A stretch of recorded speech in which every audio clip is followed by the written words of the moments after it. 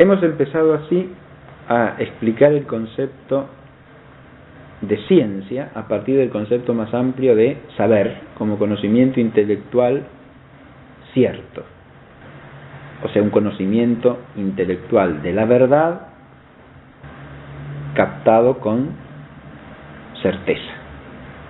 Pero con eso no hemos hecho más que ubicarnos en el género del concepto de ciencia.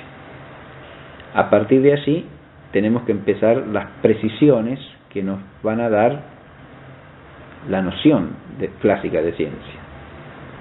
Lo primero que hemos de añadir al género de saber es el carácter del rigor del saber. En el hombre puede darse saber de una manera vulgar, espontánea y no reflexiva. Esto quiere decir no de manera que el hombre se vuelva sobre el mismo hecho de que sabe para pensarlo, o puede darse de una manera rigurosa. El rigor ya implica un empeño deliberado en orden a saber y por lo tanto una actitud reflexiva.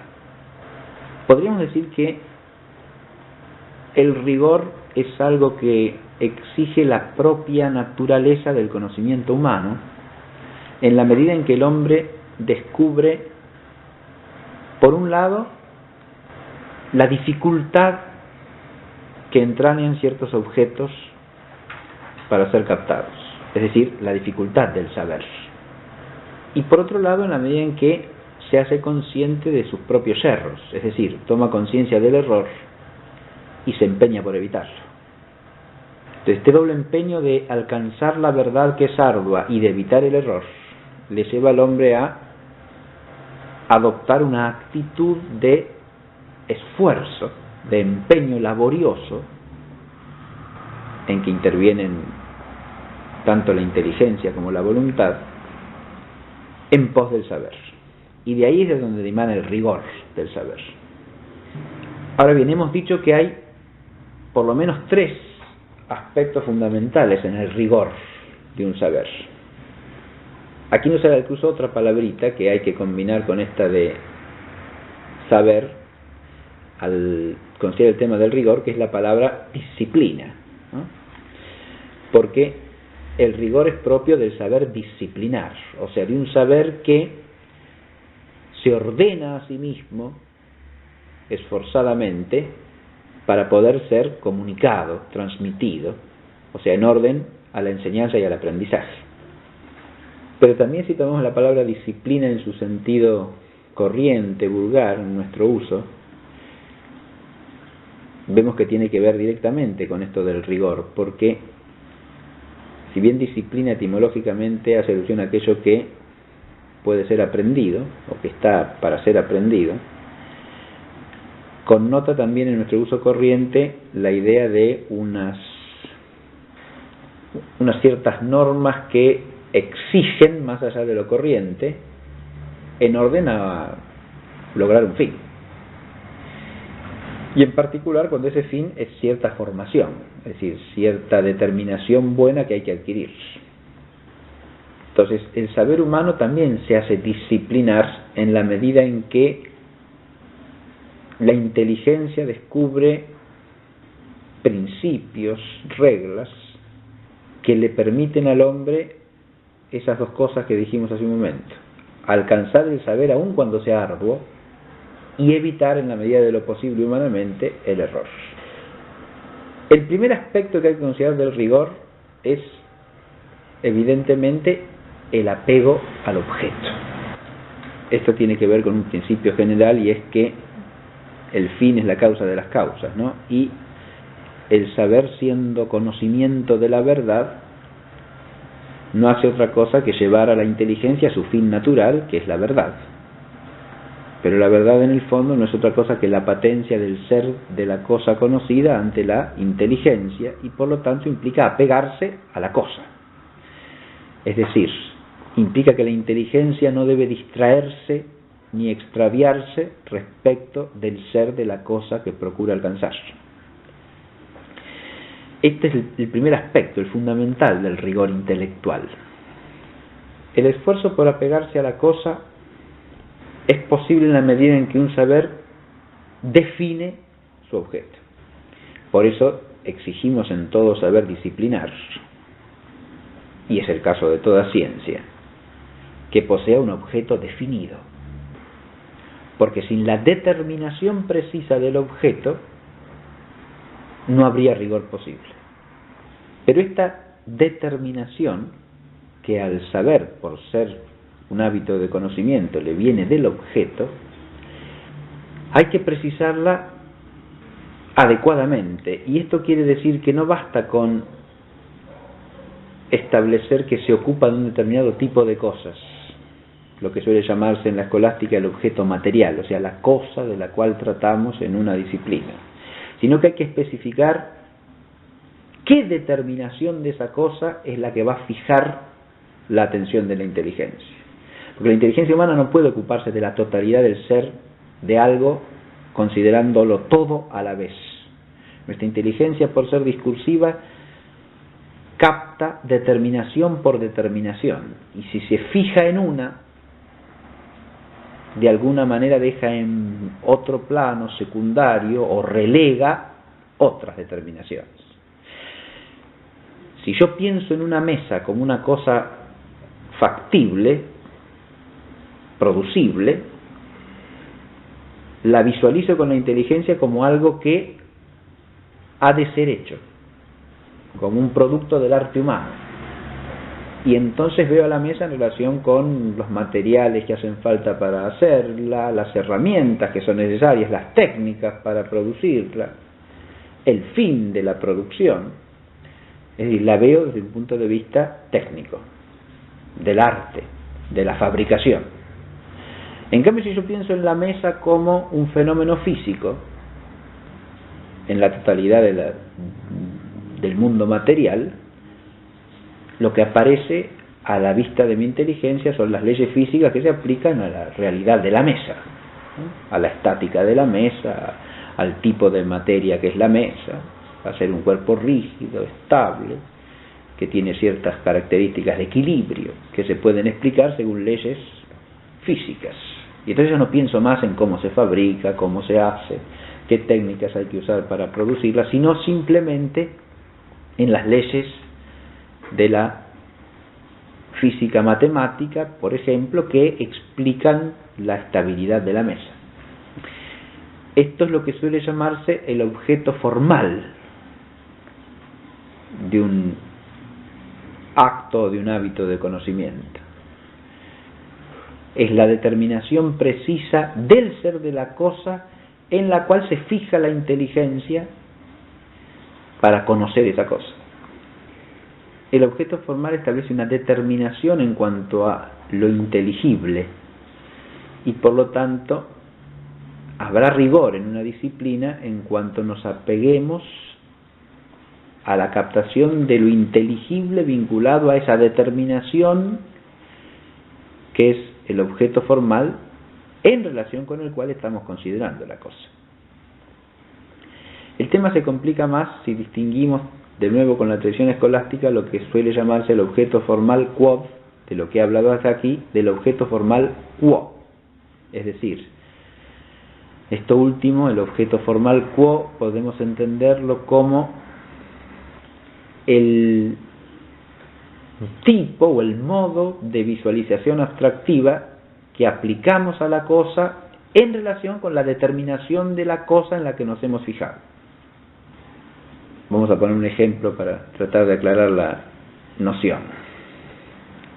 Si yo trato de entender a la mesa como una realidad física, como un hecho del mundo corpóreo, esa realidad física, ese ser corpóreo que tiene la mesa, lo puedo considerar como una realidad física que es, o lo puedo considerar como una realidad física que es extensa por ser física.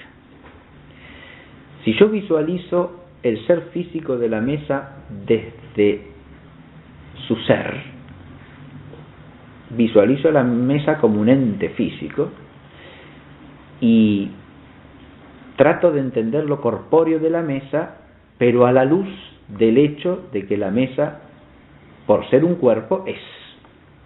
Es decir, enfoco la realidad física de la mesa desde el ángulo del ser y por lo tanto, en última instancia, desde una luz ontológica. En cambio, si yo me fijo en el hecho de que la mesa es extensa, lo cual también es propio de la mesa por ser un cuerpo, en realidad es propio. Lo otro, el que sea, será en la mesa porque la mesa es una realidad. Esto último, en cambio, la extensión sí es propio, en sentido riguroso, de la mesa. Si me fijo en esto, en que es extensa, puedo reducirme a apreciar de la mesa, del ser físico de la mesa, solamente aquellos aspectos del ser físico que son mensurables por ser aspectos de la cantidad. Y entonces tiendo a entender el ser físico de la mesa a la luz de la abstracción matemática. De la misma realidad física yo la puedo enfocar desde nociones que son de orden ontológico o metafísico, o desde nociones que son de orden matemático. Y tengo dos ángulos de visualización claramente distintos sobre el ser de la mesa. Porque en un caso trato de entender su ser físico como ser, y en el otro caso trato de entender su ser físico como cuanto. Y lo que resulta de un enfoque y lo que resulta del otro es claramente distinto, porque lo que aparece del ser de la mesa a la luz de la abstracción ontológica no es lo mismo que lo que aparece del ser de la mesa a la luz de la abstracción matemática. Lo que llamamos objeto formal quo tiene que ser un modo de visualización de la cosa considerada en la disciplina que tenga fundamento en el ser de la cosa. Lo mismo pasa con el objeto formal quo. El objeto formal quo tiene que ser una determinación de la cosa, y el objeto formal quo tiene que ser una luz inteligible vinculada al ser de la cosa. El ser físico corpóreo me da pie a que yo lo visualice desde nociones matemáticas o desde nociones ontológicas, porque el ente físico es cuanto y el ente físico es. Lo que quiero decir con esto es que el objeto formal quo no puede ser arbitrario o caprichoso. Hay posibilidad a veces de que haya más de un objeto formal quo, pero no puede ser cualquier cosa, tiene que ser una visualización abstractiva pertinente al ser de la cosa considerada. La determinación del objeto formal quod y quo es lo que hace al rigor objetivo de un saber, y es lo que permite que la inteligencia mantenga una línea homogénea de intelección siempre en relación con el ser de la cosa conocida. Ahora, para poder lograr eso, la inteligencia tiene que ejercer una disciplina fundamental que tiene por lo menos dos componentes que hay que destacar. Primero, lo que podríamos llamar el rigor conceptual. Es a través del rigor de los conceptos que yo manejo en una disciplina que permanezco en la línea de su objeto formal. Porque la inteligencia humana capta la realidad mediante conceptos. Si yo no tengo conceptos claros, precisos y bien definidos acerca de la cosa que trato de conocer, mi inteligencia no puede tener rigor en el trato con la cosa. De manera que la primera disciplina que la inteligencia tiene que cultivar para apegarse al objeto, una vez definido este, es la de la estrictez conceptual. De nuevo, en la medida en que sea posible para el espíritu humano, desde luego, ¿no? Pero el hábito de la definición, de la división, son hábitos elementales en el rigor de cualquier disciplina, porque los conceptos son un instrumento universal del saber humano. Pero en la naturaleza humana los conceptos no se pueden desvincular del lenguaje, de las palabras que los significan. Por lo tanto, el otro aspecto que hace al rigor objetivo es el uso del lenguaje. Una disciplina que no usa un lenguaje adecuado, preciso, que no se esfuerza por evitar el equívoco terminológico, las vaguedades, las imprecisiones del lenguaje, nunca puede mantenerse en la línea del apego riguroso al objeto de la disciplina. Por lo tanto, podemos decir que hay una disciplina acá lógica en el doble sentido, del logos interior y del logos exterior, del verbo mental y del verbo oral, que hay que mantener en una tensión permanente para esclarecer a la inteligencia a través de un lenguaje que se pliegue lo más estrictamente que sea posible a la claridad de los conceptos. Una sola cosa importante podemos añadir a esto, y es que los conceptos de la inteligencia humana pueden ser conceptos unívocos o analógicos, y eso es otra disciplina que la inteligencia debe respetar rigurosamente.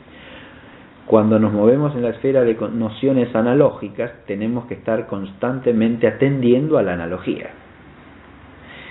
Esto es especialmente importante para las disciplinas que, como la filosofía, se mueven supremamente en el orden metafísico, porque las nociones metafísicas son, en general, nociones analógicas. La disciplina de la analogía también hace al rigor de la inteligencia. Tendríamos así enfocado en primera línea el aspecto del apego al objeto. Ahora, apegarse rigurosamente al objeto exige proceder intelectualmente del modo más adecuado para llegar a conocerlo. Y ahí es donde surge el segundo rigor, que es el del método. El método es el modo adecuado de ejercitar nuestras capacidades intelectuales, nuestras capacidades de conocimiento en general, para adquirir una relación cognitiva, auténtica, con la cosa que tratamos de conocer. Nos apegamos al objeto para llegar a la verdad y nos valemos del método para llegar del mejor modo posible al objeto. Esto significa que el método depende esencialmente del objeto. Y si la ciencia queda especificada por su objeto propio, por su objeto formal propio, y hay diversidad de ciencias y diversidad de objetos formales propios, que es lo que hace que haya diversidad de ciencias, cada ciencia tendrá, según su objeto, un método que le sea característico. Esto es importante destacarlo porque ha habido, en ciertos momentos históricos, y lo sigue habiendo también a veces en ciertas corrientes de pensamiento, la tentación de pensar que toda ciencia tiene el mismo método, o peor todavía, que lo que hace que algo sea ciencia es que usa cierto método. Si nosotros quisiésemos hablar de un método universal de toda ciencia, no estaríamos hablando propiamente de un método, estaríamos hablando de el medio de conocimiento que hace que la ciencia sea ciencia. De eso trataremos más adelante. Más general que eso todavía es lo que llamamos la lógica, porque la lógica es un método universal de rectitud del ejercicio del razonamiento humano. Y obviamente eso tiene que darse en toda ciencia. Pero el método en sentido estricto es el modo de proceder en cada ciencia en relación con su objeto propio. Así es claro que no procedemos de la misma manera si nuestro objeto son las realidades del mundo físico, que si nuestro objeto son los entes geométricos. Y no procedemos de la misma manera porque el objeto formal es claramente distinto. No es procedente en absoluto usar métodos de investigación experimental, por ejemplo, en las matemáticas. Y a nadie se le ocurre hacerlo. Y porque no es adecuado a la esencia del objeto. Aunque sí sea adecuado en relación al conocimiento de las realidades físicas. O por lo menos de ciertas realidades físicas. Si nosotros hablamos de la ciencia filosófico-moral, no podemos de ninguna manera pensar que el método adecuado para llegar al conocimiento de los principios del orden moral sea el mismo que nos lleva al conocimiento de las leyes del movimiento de los astros, por ejemplo. ¿Y eso por qué? Y de nuevo porque el objeto es esencialmente otro. Nos movemos en un ámbito meramente físico en un caso, en un ámbito antropológico y por lo tanto en parte físico y en parte metafísico por el otro. Nos movemos en la esfera de un conocimiento puramente teórico en un caso y de un conocimiento práctico en el otro. De manera que el objeto es claramente distinto y por lo tanto el método tendrá que ser distinto en proporción al objeto al que debe ser adecuado. Uno de los más graves errores y descarríos que se producen en la esfera de las ciencias y del conocimiento humano en general es pretender imponer el método de una disciplina a otra, el método de una ciencia a otra ciencia, lo que sucede en general en todos los proyectos unificadores de la ciencia a partir del método. Pero también a veces acontece por exageraciones o abusos en la aplicación de ciertos métodos, cuyo éxito en cierta área de conocimiento lleva a presuponer con un entusiasmo desmesurado y fuera de lugar que se obtendrá lo mismo aplicándolo a cualquier cosa, ¿no? Pero eso implica un olvido del principio fundamental de que el método tiene que ser adecuado al objeto y que depende de él. Ahora, el desarrollo de un método adecuado en el caso del saber humano, de las ciencias humanas, es siempre algo progresivo. O sea, el método se puede ir perfeccionando, se puede ir haciendo cada vez más perfecto. Pero ese perfeccionamiento progresivo del método implica siempre mantenerse en una línea homogénea en relación con el objeto. Un tercer aspecto fundamental del rigor disciplinar y del rigor del saber, que es conocimiento intelectual cierto, ¿no?, es la sistematicidad. Esto resulta especialmente relevante en el saber que es ciencia, por la índole misma de este saber. Es decir, por el hecho de que la ciencia se mueve, como explicaremos y ya hemos dicho, en la esfera de un objeto que es universal por ser necesario. Pero la sistematicidad lo que implica es la correlación coherente, consistente y ordenada de las distintas partes de un saber, que en última instancia son las distintas proposiciones de ese saber. Podríamos incluso decir que es la integración ordenada de todas las partes en el todo. Y acá lo primero que hay que advertir es lo siguiente: el saber disciplinar busca la consistencia y el orden porque busca la verdad. Y por lo tanto, si lo que está buscando es la verdad sobre una realidad, no puede dejar coexistir contradicciones o incoherencias en el conjunto del saber. No puede suprimir con una parte lo que establece con la otra. Esto puede parecer demasiado obvio y sin embargo tiene aplicaciones que no lo son tanto. Porque nos encontramos muchas veces con que en ciertas disciplinas o en ciertos saberes se transmiten como parte del mismo saber cosas que son incoherentes entre sí. Y eso obedece simplemente a una falta de sistematicidad. ¿Cómo se pueden establecer en una misma disciplina cosas incoherentes entre sí? Si se tratase de dos proposiciones lisa y llanamente contradictorias de modo explícito, esto sería imposible. Pero lo que acontece muchas veces es que se transmiten doctrinas cuyos presupuestos no se examinan y cuyos presupuestos son incoherentes entre sí. Es decir, para advertir la contradicción hay que remontarse a lo que se presupone en lo que se está diciendo, a lo que va implícito en lo que se está diciendo.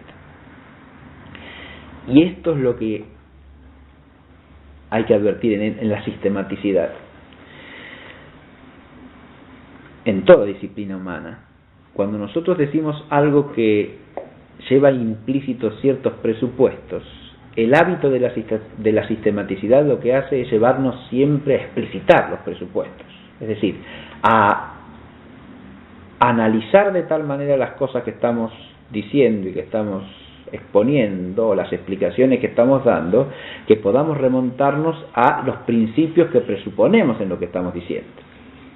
Porque si no hacemos eso, corremos constantemente el riesgo de hacer afirmaciones que en el fondo se dan de patadas entre sí. Y esto es bastante más común de lo que parece. El problema de la sistematicidad implica entonces ese hábito intelectual que podemos llamar, el hábito de remontarse a los principios, o por lo menos remontarse a los presupuestos. Esto tiene que ver esencialmente con el hábito de ciencia, pero afecta en general a todos los saberes humanos. Si consideramos, por ejemplo, la historia como disciplina,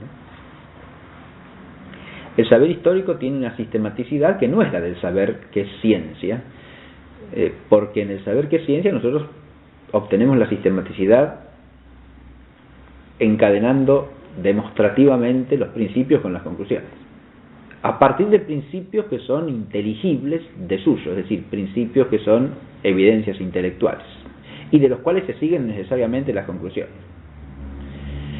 En la historia nosotros tenemos que partir del conocimiento de hechos, que no son principios evidentes intelectualmente, son datos que tenemos que hallar a través de una investigación y que por medio de las fuentes y los documentos nos lleva a, ejerciendo razonable y metódicamente la inteligencia en relación con lo que podríamos llamar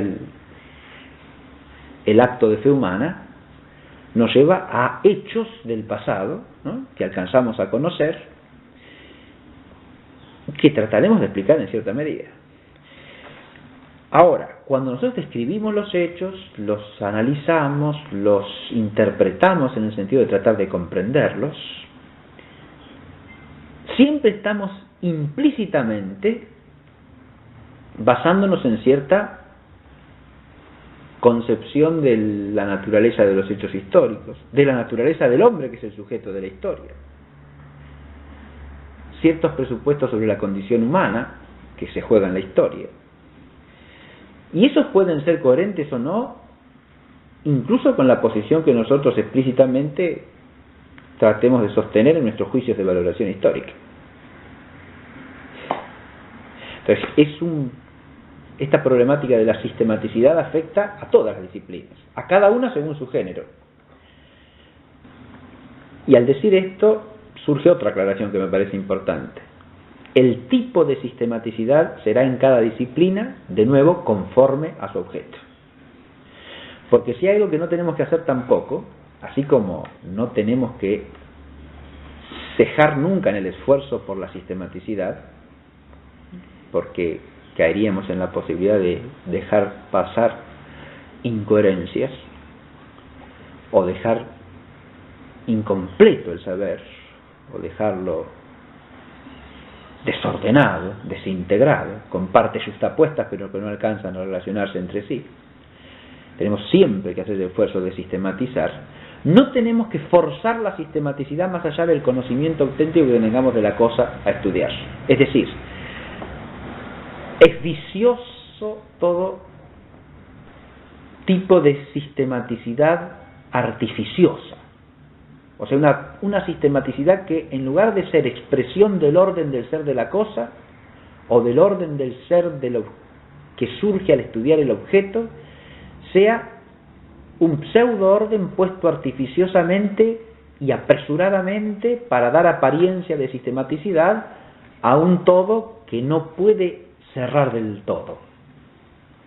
Ese es otro vicio que hay que evitar en el saber humano. A veces este vicio surge de querer hacer aparecer el saber humano como algo absolutamente terminado, concluido, cerrado, como si fuese la sabiduría divina misma, ¿no? Es decir, es una tentación de absolutismo de la ciencia humana o del saber humano en general en la que podemos caer, pero que hay que evitar, ¿no? Hay que esforzarse también por evitar, porque eso lleva a o fingir saberes o conocimientos que no se poseen, o a introducir en el ámbito de la sistematicidad de una ciencia, de un saber, artificios que son meras construcciones ideológicas humanas, pero independientes del ser de la cosa investigada, ¿no? Hemos visto entonces tres aspectos fundamentales del rigor disciplinar. A estos tres fundamentales yo le añadiría un cuarto elemento que los tiene que atravesar a estos tres y que surge de lo que podríamos llamar la disciplina refleja del saber. Con esto me refiero al esfuerzo por no confundir, por discernir en el ámbito de un saber disciplinar lo que es cierto de lo que es opinable. El desarrollo histórico de este hábito tiene sus manifestaciones ya en la antigüedad de la filosofía griega, pero ha adquirido un desarrollo mucho mayor y sistemático solamente en la tradición del pensamiento cristiano y no en la filosofía primariamente, sino en la teología antes. ¿Por qué? Porque el valor que tiene para la tradición teológica cristiana la verdad revelada ha hecho que la tradición teológica se esforzase siempre por discernir lo que es parte constitutiva del objeto de fe, de aquellas cosas que surgen de la reflexión humana acerca de la fe y que no necesariamente participan de la fe misma. Es decir, son profundizaciones, reflexiones que partiendo de datos de fe pueden llevar a conclusiones no necesariamente enlazadas con la fe y que por lo tanto no se pueden presentar como de fe. Ahora, el valor supremo que tiene la fe para la tradición cristiana ha hecho que la inteligencia cristiana se esforzase durante siglos en distinguir lo que es de fe de lo que no lo es. Esta disciplina, como disciplina refleja, alcanza una expresión sistemática ya para los siglos XV, XVI, en que surge el sistema de calificación de las tesis teológicas. Eso después se va a trasladar a la filosofía también y a otras ciencias, ¿no? Porque es una disciplina refleja que ilumina enormemente el estado del saber, pero además permite en cualquier disciplina distinguir aquello que en la disciplina es ciencia en sentido propio y objetivo, saber en general, de aquello que es conjetura, que es opinión, que es una sentencia, que puede ser una sentencia muy probable y muy bien fundada, pero que no es segura, ¿no? De manera tal que cuando uno se mueve en el campo de ese conocimiento, de ese saber, de esa ciencia, sabe primariamente a qué atenerse en relación con lo que son principios firmes y aquello que, o conclusiones igualmente firmes, porque están sólidamente establecidas por demostración, de aquello que en esa misma disciplina constituye el campo de lo opinable, de lo, por lo tanto, discutible, sobre lo que puede haber sentencias diversas, lo cual no quiere decir opiniones cualesquiera, porque una sentencia en una disciplina tiene que estar fundada adecuadamente según el método de la disciplina, engarzada en la sistematicidad de la disciplina y en orden a conocer el objeto de la disciplina. Pero la esfera del opinable es una esfera que hay que distinguir siempre, reflexivamente, de la esfera de lo cierto, y además no son esferas estáticas, porque la del auténticamente cierto, esa en todo saber, en toda disciplina, es inamovible. Lo cual no quiere decir que no, en la historia de una disciplina no se puedan tener como ciertas cosas que en el fondo después, bien estudiadas, se nos revelan erróneas, ¿no? Ese es el fenómeno del error que afecta a las disciplinas humanas como a todo el conocimiento humano en general. Pero digo, lo que es auténticamente cierto, los principios y las conclusiones necesarias a partir de los principios en la ciencia, eso permanece estable, constante, pero la esfera del opinable puede ir variando en la medida en que ciertas cosas que son opinables en cierto momento dejan de serlo en otro momento porque se adquiere certeza a ese respecto. Es decir, ahí también cabe el carácter progresivo del conocimiento humano, ¿no? Tanto en corregir errores, o sea, eliminar pseudocertezas, como en el adquirir certezas que todavía no se poseían. Pero lo que sí hace al rigor de una disciplina y de un saber en general es poder distinguir en su campo objetivo lo que es seguro de lo que no lo es. Y este es un esfuerzo que la inteligencia tiene que hacer también permanentemente. Tenemos entonces desde aquí presentada la idea de un saber riguroso, es decir, un conocimiento intelectual cierto y riguroso. O sea, primero hemos presentado el concepto de saber, y luego agregándole el tema de la rigurosidad, podríamos hablar de lo que suele llamarse saber disciplinar. Ahora, dentro de la esfera de los saberes disciplinares, nos falta definir la ciencia, y para esto tenemos que entrar en la cuestión del objeto de la ciencia. ¿Qué saber disciplinar es ciencia? Bueno, lo que dice la definición clásica es que la ciencia es saber riguroso de lo universal y necesario. Su objeto es lo universal y necesario. Lo primero que hay que entender acá es de qué universalidad se habla. Una primera aclaración que debe hacerse es que no se trata aquí, obviamente, de la universalidad propia de todo concepto. No estamos hablando de la universalidad conceptual que atraviesa la totalidad del conocimiento intelectual, porque el conocimiento intelectual siempre se mueve a través de conceptos. Y las nociones intelectuales de la inteligencia humana son abstractas y universales. La universalidad de la que hablamos acá es lo que en lógica podemos caracterizar como la universalidad proposicional. O sea, el objeto de ciencia es un objeto que se expresa en proposiciones universales del tipo todo A es B. Se trata, por lo tanto, de lo que podríamos llamar verdades universales, ¿no?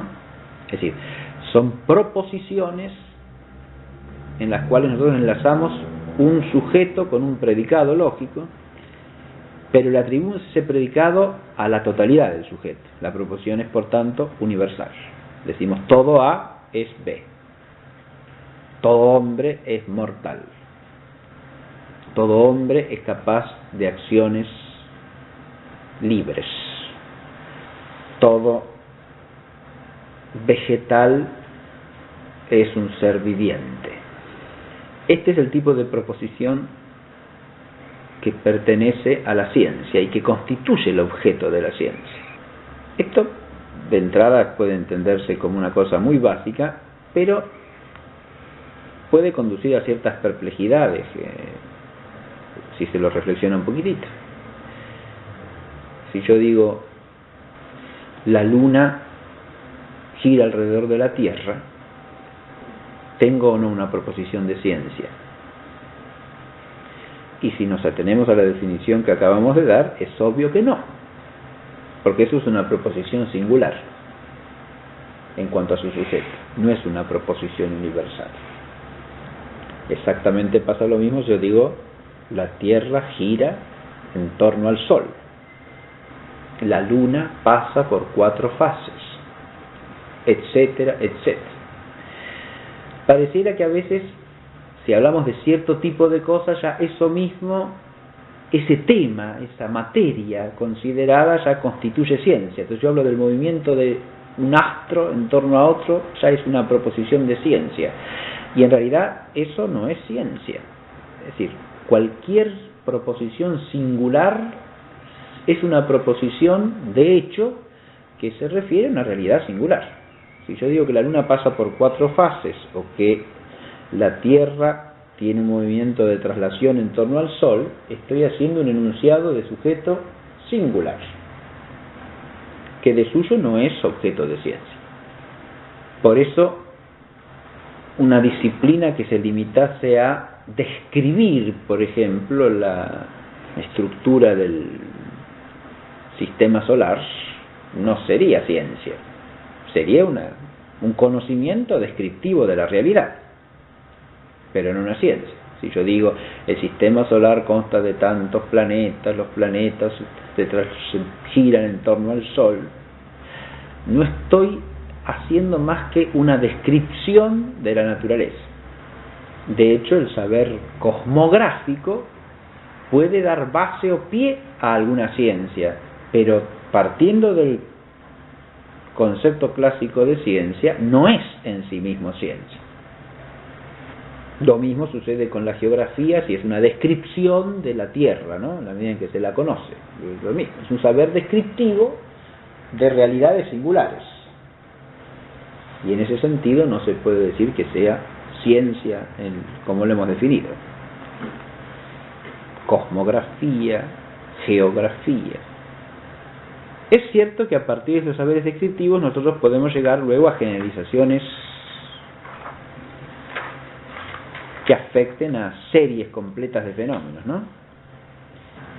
Y las proposiciones que lleguemos a enunciar como universales para cualquier serie de fenómenos, esas sí podrán ser proposiciones de ciencia, podrán ser, siempre y cuando sean proposiciones universales que toquen a lo que es necesario. Y ahora viene otra parte de la definición. La definición de Aristóteles muy bien no se limita a decir proposiciones universales. Dice, el objeto es universal y necesario. O sea, no solo universal. Y aquí topamos con lo más importante de la definición. Porque una proposición universal puede ser en materia necesaria o en materia contingente. Y de lo que habla Aristóteles en la definición es de lo que es universal y necesario, no meramente universal. Y para el conjunto total de los alumnos de una institución, no digo todos los alumnos aprobaron el examen, tengo una proposición que es universal, pero que en modo alguno es necesario. Se trata de una universalidad contingente. Ahora, ¿qué quiere decir que algo es necesario? Recordemos brevemente que la noción de necesidad nos lleva a la cuestión de los modos de ser, porque ser necesario es un modo de ser. Y algo es necesario cuando es de tal manera que no puede no ser. Decimos que algo es posible cuando puede ser. Decimos que algo es imposible cuando no puede ser. Decimos que algo es contingente cuando puede no ser, puede no darse. Y decimos que algo es necesario cuando no puede, es sí o sí, es no pudiendo ser de otro modo a como es, no pudiendo no ser. La noción de ser implica dos aspectos fundamentales siempre. Cuando decimos que algo es, estamos diciendo, por un lado, que algo existe de algún modo, es. Y segundo, que es algo, porque si no fuese nada, no sería. El primer aspecto es lo que solemos llamar el aspecto existencial del ser. Y el segundo, el aspecto esencial. Desde el primer punto de vista, el aspecto existencial, hay un único ser necesario, que es el ser divino. Todas las cosas que no son Dios existen contingentemente. Desde el punto de vista esencial, en cambio, toda esencia implica un ámbito de necesidad. Primero que nada porque para que una cosa sea lo que es, no puede faltarle ninguna de las determinaciones que constituye su naturaleza, que lo hace ser eso que es. Un triángulo no puede no ser una figura poligonal. Un perro no puede no ser un ente corpóreo, ni puede no ser un ser viviente, ni puede no ser un viviente sensitivo, y así sucesivamente. De manera que toda esencia o naturaleza pone de suyo algo que en esa esencia no puede no darse, porque si no la cosa no sería lo que es. Eso es lo necesario constitutivo en cada cosa, lo que pertenece a su esencia. Pero además hay otra esfera de necesidad que surge o dimana de la esencia, sin ser constitutiva de la esencia, que es la de lo que llamamos lo propio o las propiedades. En todo ente existe la esfera de los accidentes propios, es decir, de aquellas determinaciones inherentes al ser esencial de esa cosa. Inherentes quiere decir que se dan en esa esencia sin ser lo que la constituye, pero que se dan necesariamente una vez puesta la esencia y exclusivamente en ella. Por tener una conexión necesaria con la esencia, pertenecen a la esfera de lo necesario también. Y por darse exclusivamente en tal esencia, la expresan, la manifiestan, y por tanto nos la dan a conocer también. De ahí la importancia de las propiedades.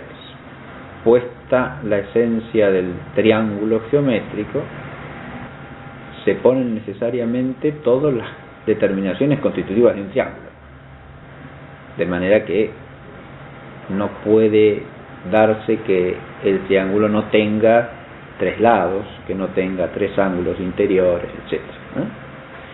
Pero también se ponen sus propiedades. No puede no darse que la suma de los ángulos interiores del triángulo no sea 2 rectos. Eso no es constitutivo de la esencia del triángulo, pero se da necesariamente puesta esa esencia y se sigue de tal manera de la esencia que no puede no darse. Es constitutivo de la esencia del perro, como dijimos antes, que sea un viviente corpóreo, que sea un viviente corpóreo sensitivo, que sea un vertebrado, que sea un mamífero. Todo eso es constitutivo de la esencia del perro. Puesta esa esencia, se darán también ciertas propiedades, como por ejemplo que sea capaz de ladrar. Eso también se sigue necesariamente, como una propiedad. Al poner ese ejemplo, se advertirá que en el caso de un ser real, la propiedad que se sigue necesariamente de la esencia, esto quiere decir que por lo menos está en potencia en la naturaleza concreta, puede estar impedida. Es decir, puede estar impedida en cuanto a su actualización. Un perro podría tener por defecto de nacimiento cierta impotencia para ladrar, ¿no? Pero en ese caso diríamos bien que está privado del ladrido, porque en su naturaleza está la capacidad de ladrar. Aunque el cuerpo singular de ese perro sufra una impotencia para ejercer la potencia. Si nosotros volvemos ahora a la definición, el objeto de la ciencia es lo universal y necesario. Esa expresión la podemos mejorar y hacerla más inteligible. El objeto de ciencia es lo que es universal por ser necesario. Porque de esas dos notas es claro que la que tiene la primacía es la necesidad. La ciencia es un conocimiento intelectual de lo que es universal por ser necesario. Y es necesario por ser esencial. Al decir que es universal por ser necesario, estamos expresando la relación adecuada entre necesidad y universalidad. Si algo es necesario para cierto tipo de ser, para cierto tipo de ente, se dará universalmente en ese ente, en ese tipo de ente. Obvio, porque si es necesario, no puede no darse. Por lo tanto, se darán todos. Es decir, del carácter necesario brota la universalidad. Porque si no se diese eso que es necesario, la cosa no sería lo que es. Pero eso es necesario ¿por qué? Y es necesario porque es esencial. Hay, por eso hice la aclaración de lo constitutivo de la esencia y de lo que está ligado necesariamente a la esencia. Por esencial hemos de entender primariamente la esencia, pero secundariamente también aquello que se relaciona necesariamente con la esencia. También podremos hacer la salvedad de que, en última instancia, lo que busca la ciencia es captar lo que tiene razón de necesidad. Y si decimos lo que tiene razón de necesidad, ahí tendríamos que aclarar lo que tiene razón de necesidad según el orden esencial o lo que tiene razón de necesidad existencialmente. Con eso hemos ubicado el objeto que especifica la ciencia. La ciencia se ocupa de lo que es universal por ser necesario y necesario por ser esencial. Hace un momento dimos ejemplos de proposiciones singulares referidas, por ejemplo, al movimiento de la Luna en torno a la Tierra o de la Tierra en torno al Sol. Y dijimos que una proposición que dice eso no es una proposición de ciencia, es una proposición descriptiva de la realidad, pero es una proposición singular. Descriptiva en cuanto que la consideramos que adecuadamente se corresponde con un fenómeno o un hecho de la realidad. Y si ese fenómeno hecho no nos fuera evidente o manifiesto empíricamente, sería una proposición conjetural acerca de una realidad singular. Si nosotros hablamos, por ejemplo, del movimiento de la Tierra en torno al Sol, no es un movimiento que nosotros percibamos de manera fenoménica. No nos está fenoménicamente dado. Nosotros percibimos lo que suele llamarse el movimiento aparente de los astros. Eso es lo que nos está dado fenoménicamente. Vemos que el Sol sale, recorre una trayectoria en cielo visible y se pone. Y lo mismo vemos que le pasa a la Luna. Ya los antiguos, al contemplar estos fenómenos, inteligentemente se preguntaron si se trataba de movimientos reales o aparentes, lo cual presupone la distinción entre un movimiento real y un movimiento aparente. Pero el afirmar una cosa u otra ya de algún modo entra en el terreno de lo conjetural. Ahora bien, hacer una conjetura sobre un hecho de la naturaleza es ciencia, y si volvemos de nuevo a la definición clásica, en principio no, tampoco. Conjeturas hacemos sobre múltiples cosas. Tenemos que hacer conjeturas sobre toda cosa que no nos sea evidente y sobre la cual no tengamos certeza, si queremos explicarla o si queremos entenderla en alguna medida. El procedimiento conjetural se extiende tanto cuanto la razón humana aplicada sobre cosas que no sean evidentes, ya sea con una evidencia directa, ya sea con una evidencia indirecta, inmediata o mediata. Y eso no permite definir en modo alguno la ciencia. Hacemos conjeturas también en el campo del conocimiento vulgar. Nos preguntamos, ¿fulanito estará en su casa? Y entonces nos planteamos, y puede que sí, puede que no, puede que sí por tal o cual razón, es probable que esté porque a esta hora suele estar, y así sucesivamente. Hacemos una conjetura. En cambio, si yo considero la teoría newtoniana de la gravitación universal, ahí ya nos movemos en algo que desde el punto de vista del concepto clásico se puede llamar ciencia, porque se trata de un objeto universal y necesario, en cuanto que lo que se enuncian son principios y leyes del movimiento de todos los cuerpos terrestres y celestes. Eso cae bajo la razón de ciencia, porque no estamos ya ante la afirmación pasa esto aquí, pasa esto allá, este astro se mueve así, este otro astro se mueve allá. No, estamos diciendo que todo cuerpo, por ser cuerpo, está sujeto a la ley de la gravitación, por ejemplo. Entonces, eso es un enunciado de ciencia, tiene la forma de una proposición de ciencia. El problema acá es distinguir el conocimiento que es ciencia del que no lo es. Eso es lo que procura hacer toda definición, ¿no? Distinguir una cosa de toda otra cosa que no sea esa misma cosa. Si la ciencia es conocimiento de lo universal y necesario, no la debemos de confundir, no la tenemos que confundir con nada, por más que eso otro esté vinculado a ella, se le parezca en algún respecto, o sea un tipo de conocimiento que la ciencia como tal presupone. Obviamente que la ciencia siempre presupone conocimientos descriptivos de la realidad, desde luego. La ciencia también presupone conocimiento empírico, amplísimo, desde luego. Pero no tenemos que confundir ni el conocimiento descriptivo ni el conocimiento empírico como tal, aunque sea generalizado, con la ciencia misma. Porque la ciencia es conocimiento de lo universal y necesario. Pero, y ahora planteamos el punto con el que tenemos que seguir, el conocimiento de lo universal y necesario sin más tampoco constituye ciencia. Porque tengo ciencia cuando conozco lo universal y necesario, pero a partir de los principios y las causas, es decir, por demostración. Y para que se entienda esto fácilmente, yo suelo usar este ejemplo.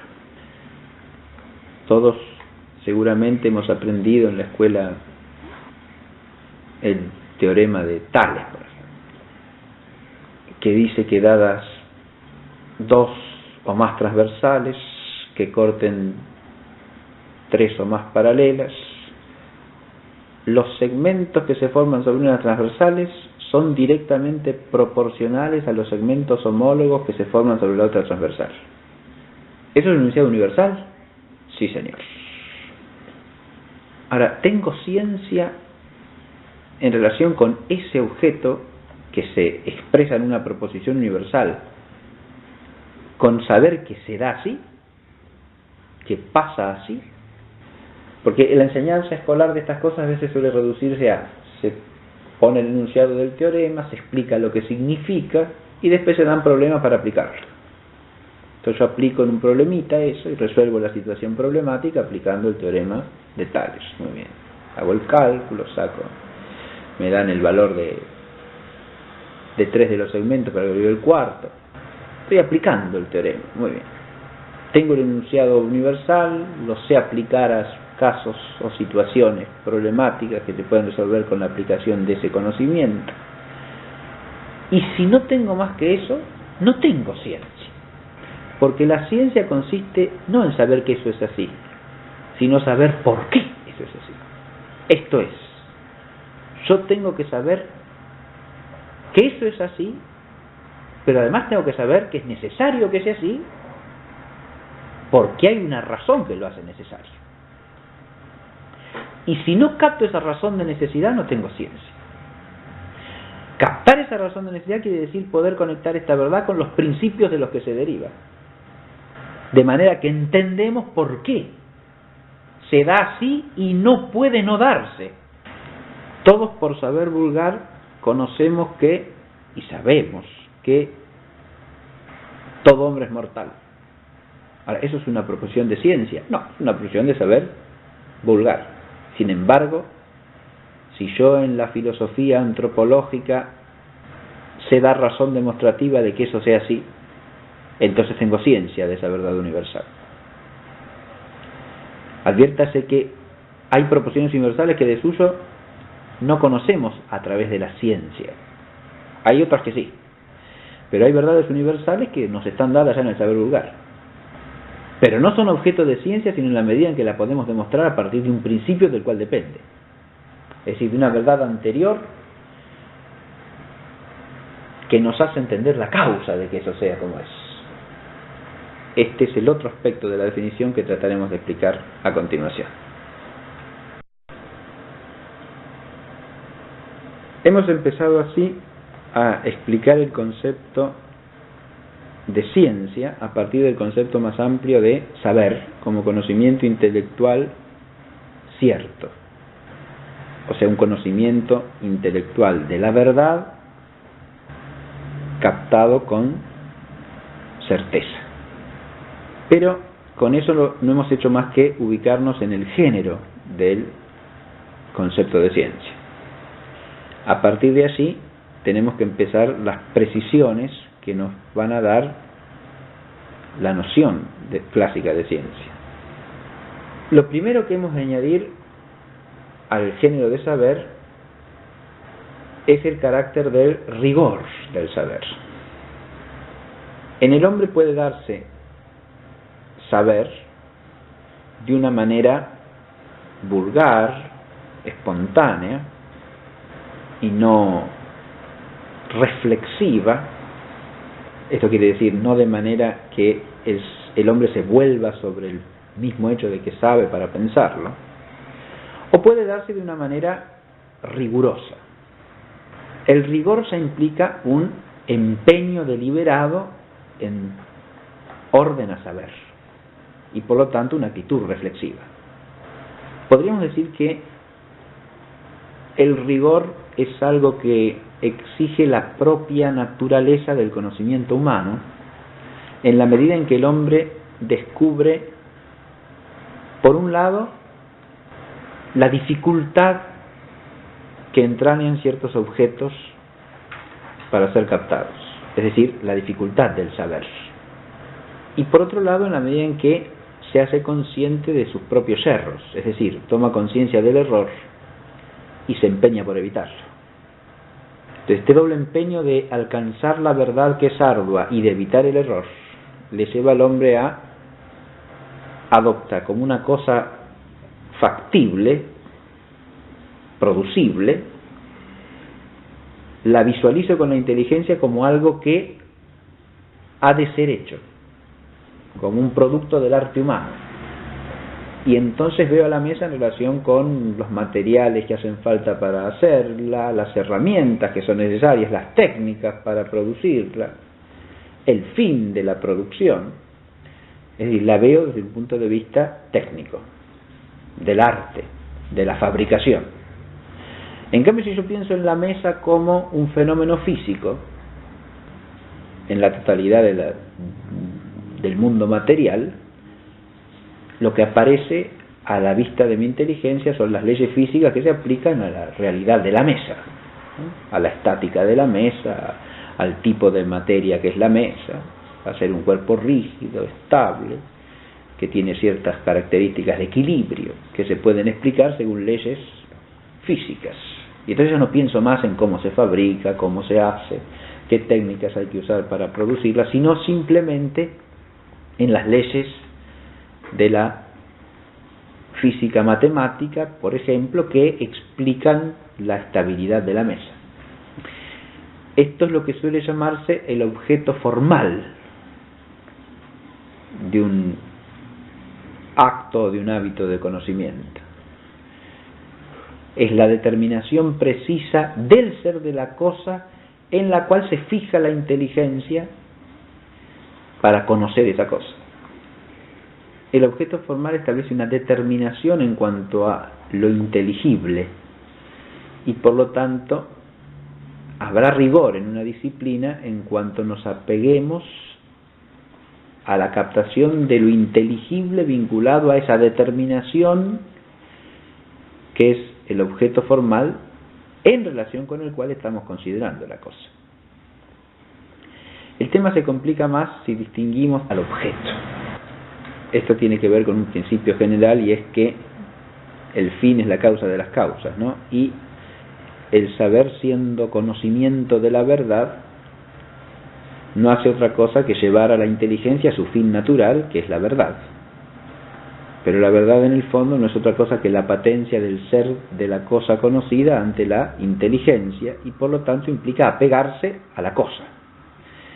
Es decir, implica que la inteligencia no debe distraerse ni extraviarse respecto del ser de la cosa que procura alcanzar.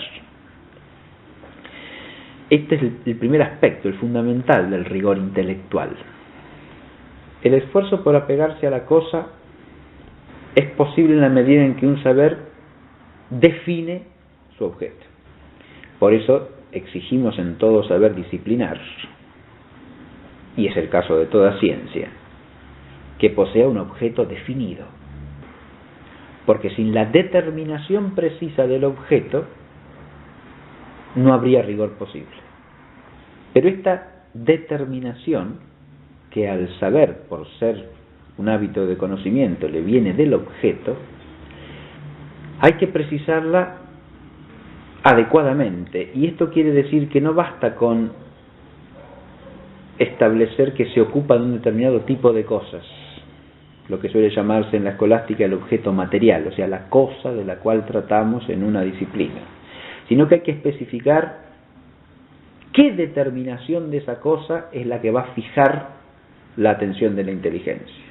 Porque la inteligencia humana no puede ocuparse de la totalidad del ser de algo considerándolo todo a la vez. Nuestra inteligencia, por ser discursiva, capta determinación por determinación, y si se fija en una, de alguna manera deja en otro plano secundario o relega otras determinaciones. Si yo pienso en una mesa, una actitud de esfuerzo, de empeño laborioso, en que intervienen tanto la inteligencia como la voluntad, en pos del saber. Y de ahí es de donde dimana el rigor del saber. Ahora bien, hemos dicho que hay por lo menos 3 aspectos fundamentales en el rigor de un saber. Aquí nos sale al cruzo otra palabrita que hay que combinar con esta de saber al considerar el tema del rigor, que es la palabra disciplina, ¿no? Porque el rigor es propio del saber disciplinar, o sea, de un saber que se ordena a sí mismo esforzadamente para poder ser comunicado, transmitido, o sea, en orden a la enseñanza y al aprendizaje. Pero también si tomamos la palabra disciplina en su sentido corriente, vulgar, en nuestro uso, vemos que tiene que ver directamente con esto del rigor, porque si bien disciplina etimológicamente hace alusión a aquello que puede ser aprendido, o que está para ser aprendido, connota también en nuestro uso corriente la idea de unas ciertas normas que exigen más allá de lo corriente en orden a lograr un fin. Y en particular cuando ese fin es cierta formación, es decir, cierta determinación buena que hay que adquirir. Entonces, el saber humano también se hace disciplinar en la medida en que la inteligencia descubre principios, reglas, que le permiten al hombre esas 2 cosas que dijimos hace un momento: alcanzar el saber aun cuando sea arduo y evitar en la medida de lo posible humanamente el error. El primer aspecto que hay que considerar del rigor es evidentemente el apego, de nuevo con la tradición escolástica, lo que suele llamarse el objeto formal quod, de lo que he hablado hasta aquí, del objeto formal quo.